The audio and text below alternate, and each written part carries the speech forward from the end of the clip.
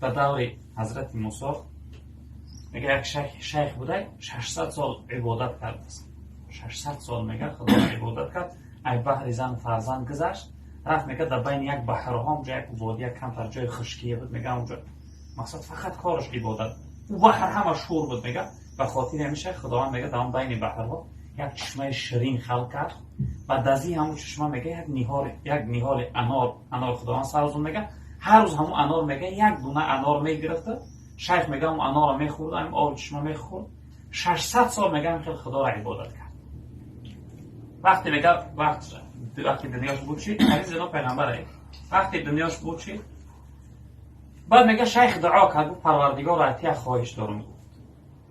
خواهش میگه که در سجده بدن سر در سجده بدن در همین حالت جونی منو بگیر تا قیامت بدن نپوسه پروردگار. بدن من یکم پرنده و جوندار نکنه تا قیامت تا بدن نسعر نگه بدار. دعا کرد میگه خداوند دعاش قبول کرد. جناب پیغمبر صلی الله علیه و میگه وقتی این قصه را ای دور حضرت موسی من فهمیده میگه بعد ای خداوند طلب کنم که حالت قیامت همین شیخ من خبر کرد که در قیامت چی حال داره. 600 سال عبادت کرد. ای بحر زن فرزند گذشت فقط کارش چی؟ عبادت و بندگی.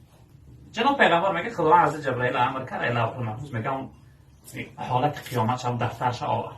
در قیامت میگه نوبت شیخ میشه. خداوند میگه که شیخ جنت ببره به فضل کرمی من با بزرگواری و بخشندگی من. میگه دست شیخ هم سنی جنت ملائکه وقتی میبرنش شیخ میگه که پروردگار من جنت ببر میگه به عبادت های کرده 600 سال عبادت. پروردگار میگه دوزخش بره و گردن برش دوزخ میگه وقتی خریبی دوزخش میبرم بعد شیخ چه از زمین میپرته میگه ای پروردگار چی سیره نفهمیدم خودت گفتی که کسی عبادت کنه و سوار عبادت جنت میبرم. ای پروردگار من نفهمیدم چی سیره پروردگار من جنت ببر به فضل کرم. بعد خدا هم گردن بیارش شیخ بیارش من یه خبرش کنم که و چی خاطر فضل کرم با بزرگواری و بخشندگی خودم گفتم. بعد آوردنش بعد پروردگار گفت شیخ گفت تو فقط هم خمشیدن و راستیدن اخته دیدی نعمتهای من ندیدی. گفت یکم بهترین نعمت برای تو ایمان داده باوری و خدا باور داشتی. بهم نعمت عبادت دادم تنی ساعت دادم.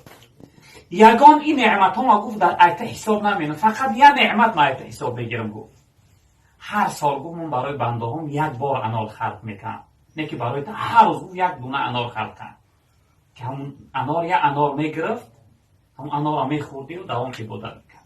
او بحری که دگیر داد او بحر شور بود برای تو یک چشمه شیرین در پیشت خلق کنم در بین بحر شور. گفت در بین همه نعمت هم فقط همون انار را من حساب میگیرم. پروردگار ملائکه را امر کرد و هم انار خوردگی چه بیاره.